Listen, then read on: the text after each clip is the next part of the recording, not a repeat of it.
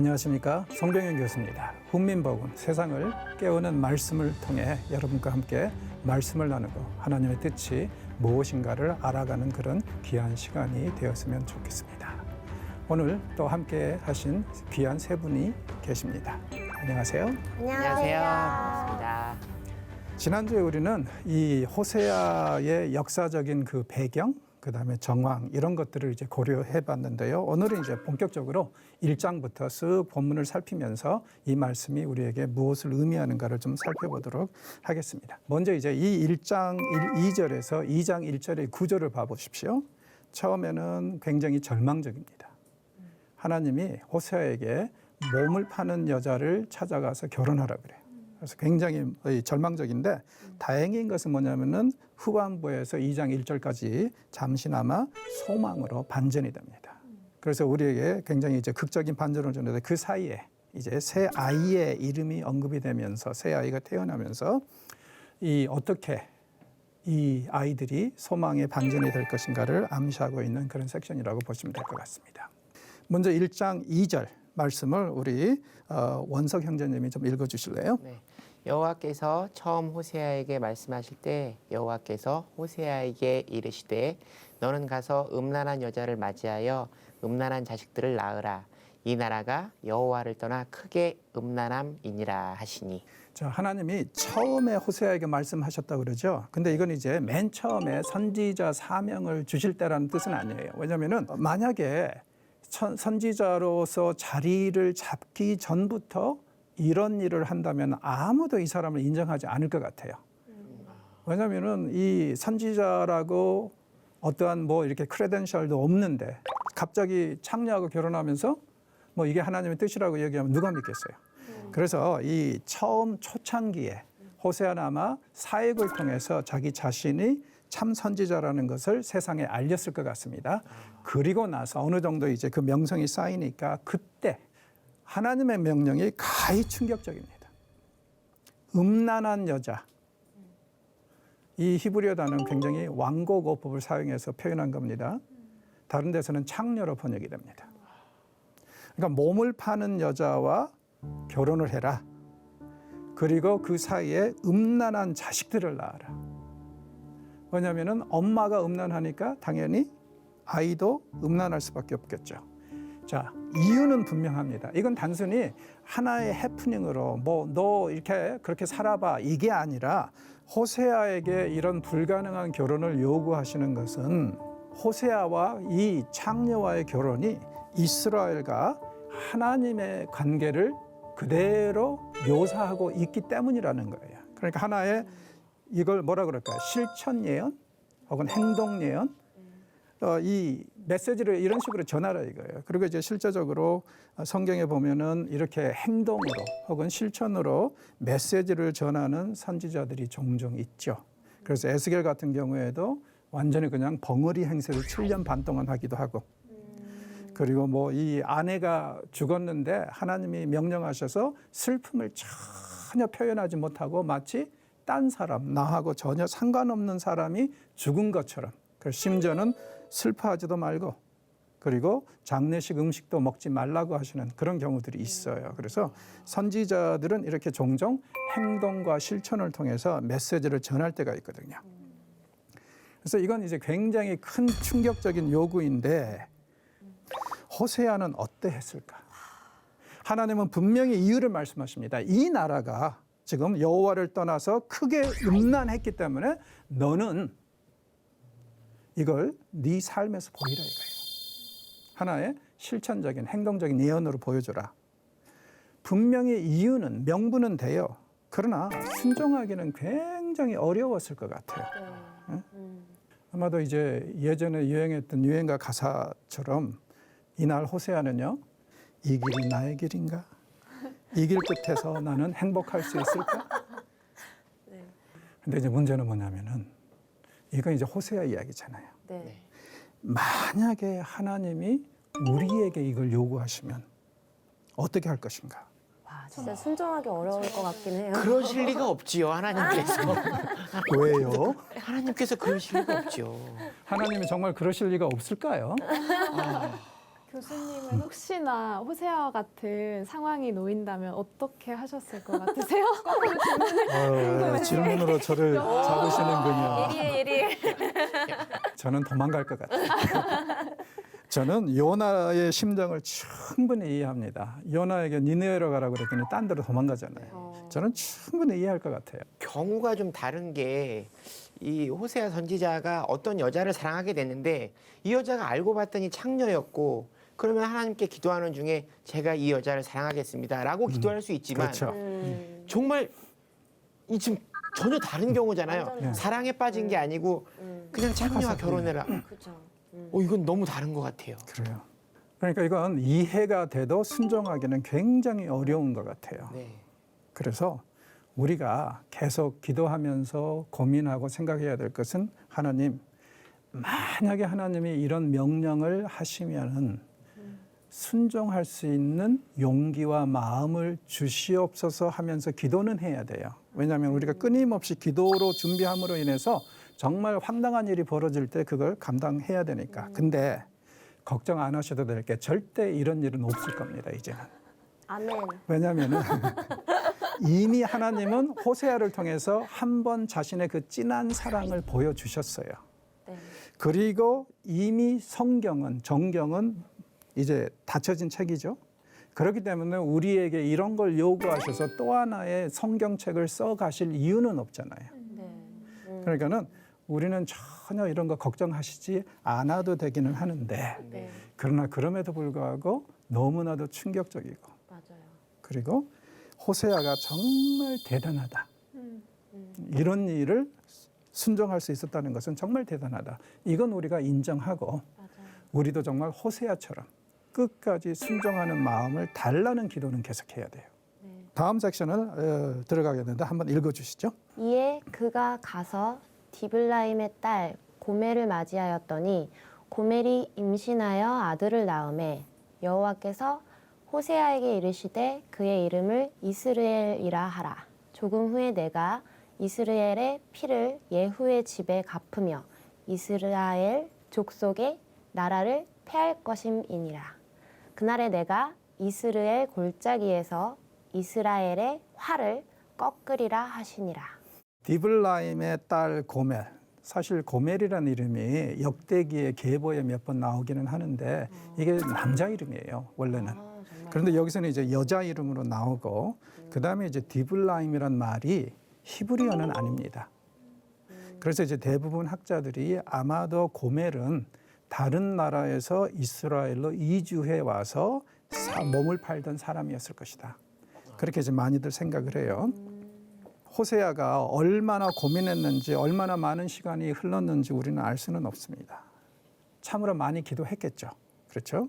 그럼에도 불구하고 결코 순종이 쉽지는 않았을 것 같습니다. 심지어는 하나님이 왜 이렇게 하시는지 2절에 분명히 나왔잖아요. 이 이스라엘이 하나님을 떠나서 크게 음탕했기 때문에 이걸 네가 실천으로 옮기라고 하나의 모형으로 옮기라고 하신 것까지는 알겠는데 그럼에도 불구하고 결코 쉽지는 않았을 것 같아요. 그러니까 처음부터 이 결혼은 굉장히 좀 불운한 결혼이다. 이렇게 얘기할 수 있을 것 같습니다. 어찌됐건 간에 둘이 이제 결혼을 했어요. 그래서 부부가 됐어요.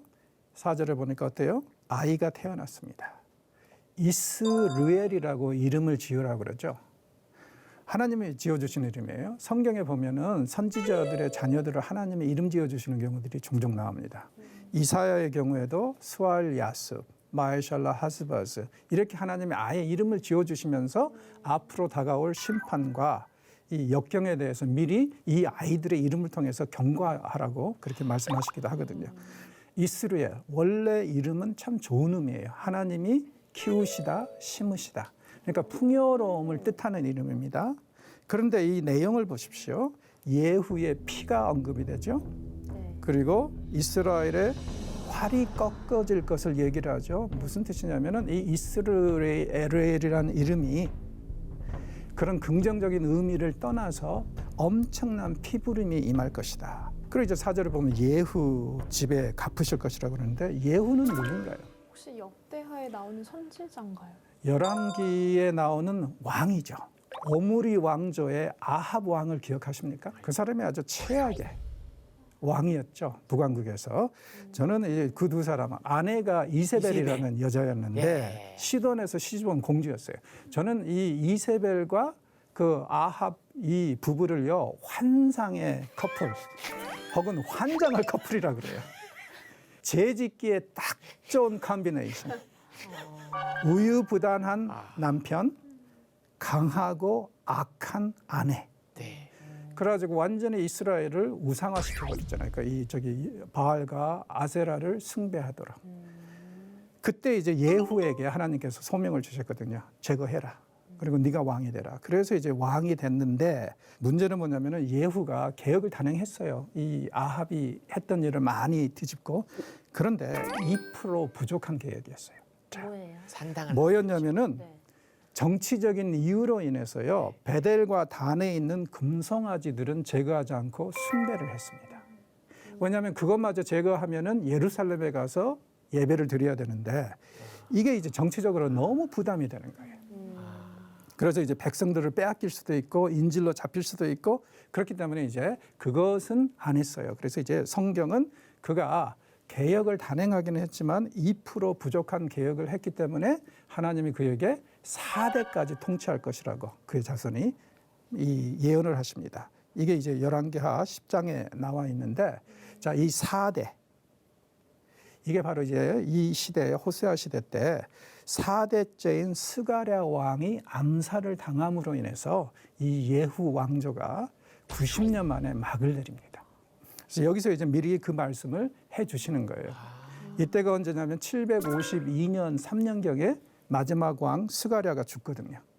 예후 왕조에. 그래서 이제 이 완전히 호세아의 그 컨템퍼러리 시대에 있었던 일입니다. 그리고 그날은 어때요? 단순히 예후 왕조만 제거하는 것이 아니라 이스라엘의 군사력도 분명히 피해를 볼 거라 그래요. 그래서 이스라엘의 화를 꺾으실 것이다. 이 모든 일이 어디서 일어나요? 이스르엘. 자, 이스라엘은 계곡 이름이라고 그랬었죠. 그래서 이제 이게 왜 피해 이 터전이 되냐면요. 가나안 지역은 산악 지역이 주로거든요. 그래서 이제 평균적으로 볼 때 해발 한 1000m 정도 되는 산악 지역이에요. 그렇다 보니까 넓은 평지가 별로 없습니다. 그런데 이스라엘은요, 정말 괜찮은 평지거든요. 그래서 이제 이 이스라엘의 그 위치를 보시면은 지금 북쪽으로는 그 이 다볼산이 있습니다. 다볼산에서 내려다보는 이스라엘이에요. 그리고 이제 서쪽으로는 이제 무기또가 있어요. 그리고 굉장히 땅이 비옥합니다. 비료 줄 필요도 없어요, 지금도. 여기는 그냥 단순히 심고 물만 주면 자라는. 그러니까 굉장한 풍요로움. 그런데 문제가 이게 피바다예요. 왜 그럴까요? 생각해 보십시오. 산악지대에 곡식이 많지도 않고 그런 지역에서 이 지역을 차지하면 곧 권세가 되죠. 그래서 사마리아도 이 지역에 있는 거예요. 그러니까 이 누구든지 북왕국을 다스리고 제패하려면은 이 지역을 먼저 손안에 넣어야죠. 왜냐하면 많은 것들이 여기서 나오니까. 그래서 이제 이스라엘은 전통적으로 많은 피 흘림이 있는 그런 곳인데 여기서 이제 선지자도 그렇게 얘기를 합니다. 첫 번째 아이, 아들의 이름을 이스라엘로 지어라. 앞으로 피바다가 임할 것이다. 그러니까 엄청난 도륙이 있을 거라는 거예요. 자, 이번에는 두 번째 아이가 태어나는데요. 우리 진 기자님이 좀 읽어주시죠. 고멜이 또 임신하여 딸을 낳음에 여호와께서 호세아에게 이르시되 그의 이름을 로루하마라 하라. 내가 다시는 이스라엘 족속을 긍휼히 여겨서 용서하지 않을 것임이니라. 그러나 내가 유다 족속을 긍휼히 여겨 그들의 하나님 여호와로 구원하겠고 활과 칼이나 전쟁이나 말과 마병으로 구원하지 아니하리라 하시니라. 자, 로루카마. 사랑받지 못한다. 아이의 이름으로는 무지하게 잔인한 거 아니에요? 너무 치명적이죠. 사랑받지 못할 자. 그러니까 이게 지금 이스라엘이 하나님 앞에 서 있는 모습입니다. 너무나도 죄를 많이 지어서 하나님이 도저히 사랑할 수 없는 자라고 얘기를 해요. 그럼에도 불구하고 아이에게는 너무 잔인한 이름이 아닙니까? 네. 게다가 지금 여기서부터는 슬슬 좀 이야기가 달라질 수도 있어요. 이스라엘은 호세아와 고멜의 자식일 수 있는데 네. 두 번째, 세 번째 아이는 고멜이 딴 남자와 관계를 맺어서 가진 애일 수도 있는 가능성을 배제할 필요도 없어요. 왜냐하면 이게 너무나도 이스라엘의 역사와 잘 맞아떨어지기 때문에. 그래서 이제 많은 학자들이 이 두 번째, 세 번째 아이는 고멜이 딴 남자하고 눈이 맞았어 이미. 그 집안에 있으면서도요.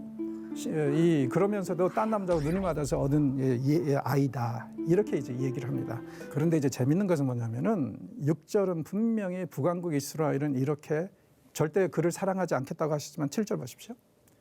유다 족속, 남왕국에 대해서는 국률이 여기시겠다고 그래요. 그리고 그들을 구원하시겠다고 그럽니다. 그러니까 호세아서를 보시면은요. 이 호세아를 통한 그 메시지가 굉장히 이렇게 나눠져 있어요. 북왕국에게는 아주 나쁜 놈들, 죽일 놈들 하면서 비난을 하시는데 남왕국 유다에게는 굉장히 애착과 애정을 표현하고 잘 보살피시고 구원하시겠다는 말이 계속 나옵니다. 아주 그냥 이렇게 편애하세요. 그러니까 어떻게 보면은 우리가 오늘 이 순간에 신앙생활 잘하는 데는 그만한 가치가 있어요. 네. 안 죽어요. 와. 네, 분명히 차별하시겠다는 거예요. 그래서 이제 유다 족속은 구원하시겠다고 얘기를 합니다. 자, 그래서 이제 소망이 되는 거고 더 나아가서 왜 그러면은 하나님이 유다 족속들, 즉 다시 말해서 남왕국을 그렇게 편애하시는가? 다른 게 아니라 다윗 때문에 그래요. 다윗이요. 예, 다윗 왕이 정말 하나님 앞에 신실하지 않았습니까? 네. 그래서 이제 사무엘하 7장에 보면은 나단을 보내서 상황은 어떤 상황이냐면은 다윗이 뭐라고 그러냐면 내가 하나님을 위해서 전을 짓겠다고 그래요. 그럴 때는 하나님이 나단을 보내셔서 너는 안 돼. 피를 너무 많이 흘렸어.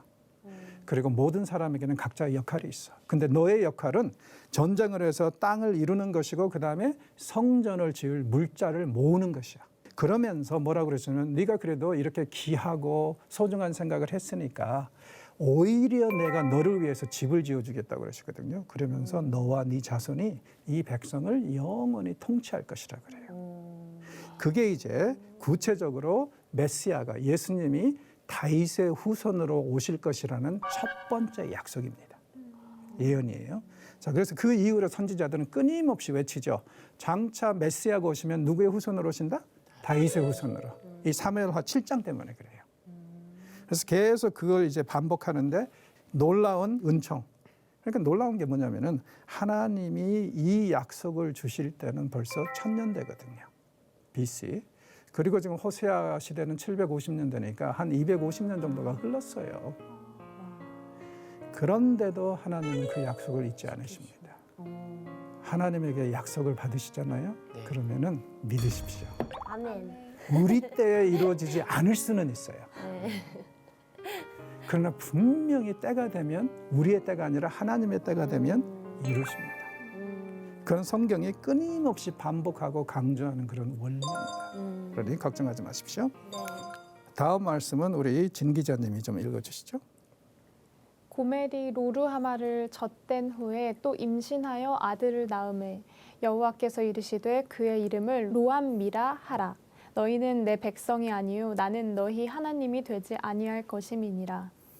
자, 이번에는 또 애가 나왔는데 이름을 로암미. 그러니까 로루카마는 여자 이름이에요.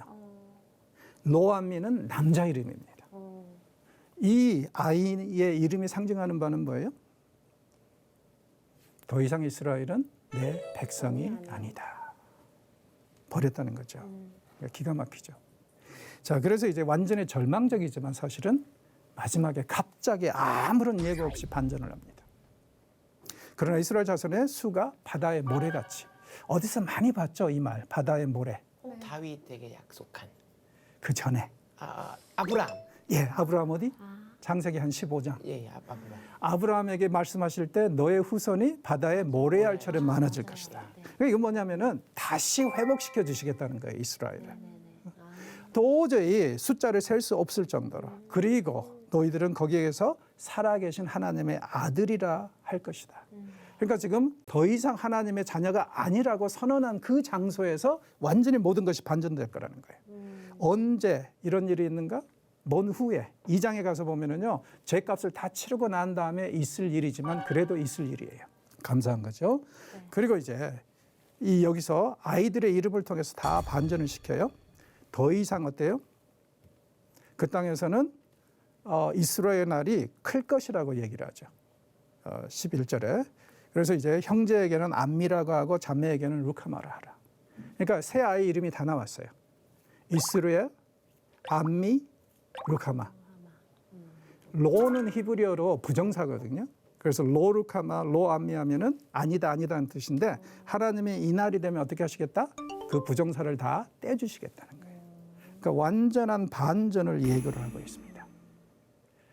그런데 이 반전에 대해서 어떠한 예고도 없이 갑자기 와요. 그리고 이것은 분명히 하나님이 일방적으로 주시는 은총입니다. 이스라엘이 어떤 노력을 통해서 얻은 결과가 아니에요. 이게 이제 중요한 거예요. 근데 왜 9절까지는 그렇게 저주되는 이름들을 지어 놓으셨다가 바로 10절부터 이렇게 축복을 주시는 말씀을 하신 건지 참 이렇게 이해가 안 돼요. 성경 다른 성경과 너무 다른 느낌인 것 같아요. 첫째는 이제 여기서 우리는 하나님을 흔들리는 감정을 보셔야 됩니다. 하나님의 감정이요. 예, 감정이 막 흔들려요. 그러니까 사랑할까 말까, 밟아버릴까, 용서할까? 이게 계속 왔다 갔다 하는 거예요. 호세아서는요, 95% 이상이 시입니다. 노래예요. 그러니까 시라는 것은 이미지네이션의 언어고 감정의 언어죠. 그래서 이제 이 선지서를 보실 때 여러분들이 제대로 읽으시려면은 흔들리는 하나님의 감정을 읽으실 줄 있어야 돼요. 그래서 바로 앞에서는 죽일 놈 했다가 여기서는 어때요? 살릴 놈 하시는 거예요. 되게 성경 읽어봤을 때 계속 이렇게 반전이 많으시니까 그래서 어려운가 어려워요. 했어요. 네, 진짜 어려웠어요. 근데 저는 개인적으로 그런 생각이 들어요. 자, 이제 너희 혼낼 거야 라고 하시고, 자, 이런 축복 줄 거야. 그 다음은 자, 이제 맞자. 이거 이제 이거 넘어가시는 거 아닌가. 그럼 맞고 나서 이렇게 축복하시겠다고 네, 얘기하는 그러니까 거예요. 구성상으로 자, 이제 이렇게 할 거야. 자, 시작하자. 엎드려. 그리고 또 한 가지 중요한 것은 성경은 끊임없이 반복적으로 가르치는 게 뭐냐면은 하나님은 절대로 심판을 위한 심판을 하시는 분은 아니다. 살리고 회복시키기 위해서 심판하시지 죽으라고 심판하시는 경우는 없어요. 그래서 창세기 이후로 끊임없이 같은 테마가 반복이 됩니다. 자, 그래서 이제 어떻게 생각하면은 심판은 좋은 겁니까? 나쁜 겁니까? 좋은 거예요. 한번 당해 보실래요? 많지 않아요? 심판은 안 당하는 게 최고로 좋죠. 네.